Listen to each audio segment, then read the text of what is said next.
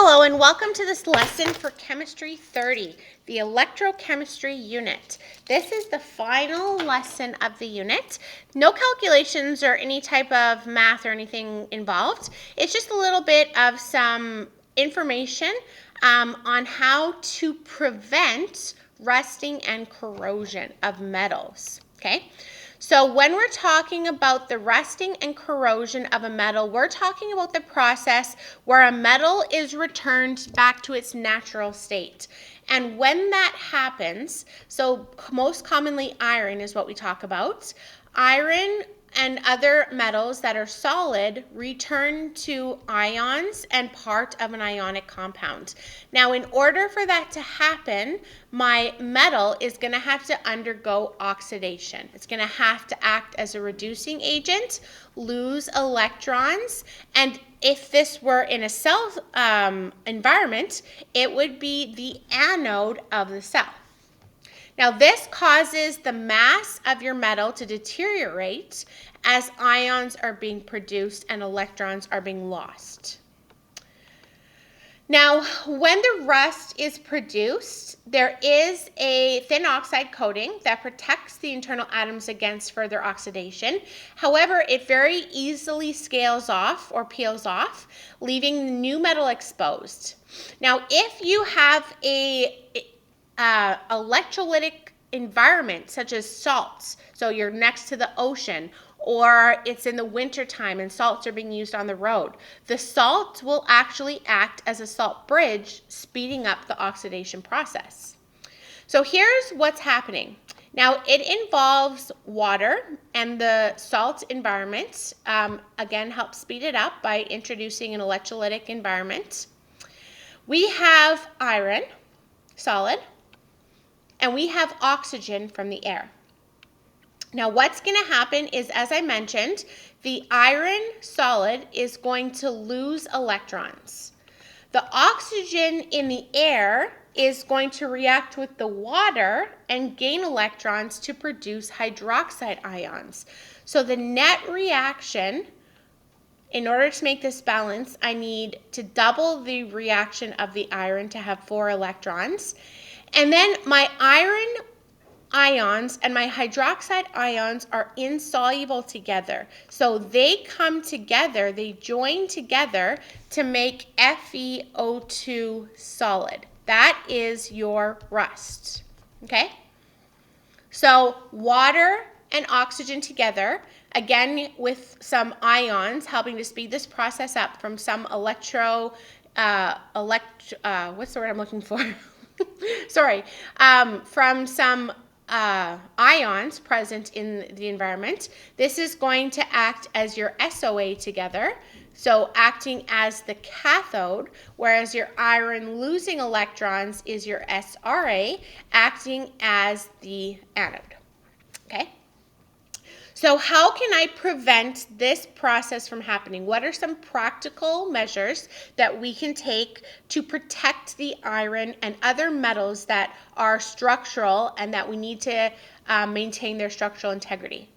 So the first thing we can do, most common, is to apply a paint or another inert material like a plastic or something on top that's going to prevent the metal from being exposed. Okay? We could also plate another more reactive metal on top, like zinc, chromium, or solid, that is going to be a stronger reducing agent than iron and is going to react and oxidize rather than the iron. This is called the sacrificial anode method. Okay, so you entirely coat the outside of your iron structure or whatever metal you're trying to protect with something like zinc or chromium. It would be a stronger reducing agent. So on your data booklet, it would be on the right-hand side, closer to the bottom, than iron solid. Okay? And the sacrificial anode will eventually, that zinc will eventually oxidize. So it's something that eventually you would have to replace, but you completely coat it with that more reactive metal. Now, practical methods, you do not want to use a group 1 metal because group 1 metals are so reactive that they're explosive with water. So don't pick sodium or potassium or lithium. Pick another maybe group 2 or other metal that is further down on the right-hand side of the chart to act as your sacrificial anode. We can also do something called cathodic protection. Now, cathodic protection is again similar purpose, but this is what we do to protect larger structures that we're not going to coat entirely with a sacrificial anode. Instead, what happens is the more reactive metal is either bolted or connected by a wire to the structure. Again, a stronger reducing agent, but not a group 1 metal because they, like I said, are too reactive. And so what's going to happen is that metal is going to lose electrons and give electrons back to any iron that is being oxidized so that the iron can instead act as a cathode, gain those electrons back, and go back to make a solid iron structure. So for example, let's say we have an iron tank and it's connected to something like magnesium, zinc, or aluminum, a more reactive but not group 1, stronger reducing agent.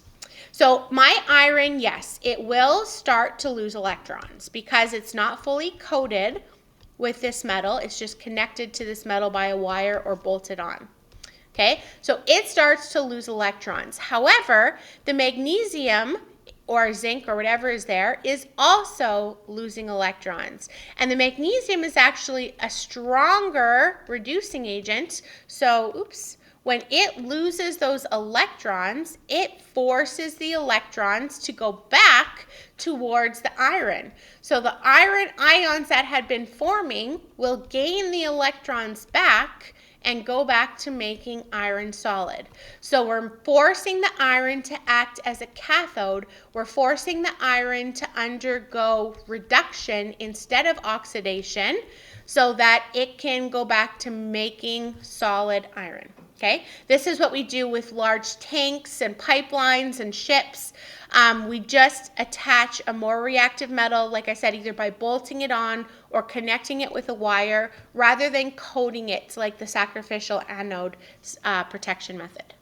Okay, so here is an image showing that process again, that metal being connected with a wire to a pipeline underground. Some other protection methods we can do is to alloy the metal. When you alloy a metal, it actually changes its reduction potential. Okay, so things like stainless steel, which is an alloy of chromium and nickel, changes it to have a reduction potential or a characteristic closer to a noble gas or a noble metal, like gold, which is unreactive. Gold, silver, metals like that are stable, very weak reducing agents because they are basically unreactive. The last thing we can do is deposit again, metal that is unreactive like gold or silver or platinum, plating some material on top that is, again, unreactive and will protect the internal structure. Okay? And that is basically it for this lesson. Thank you for watching this video.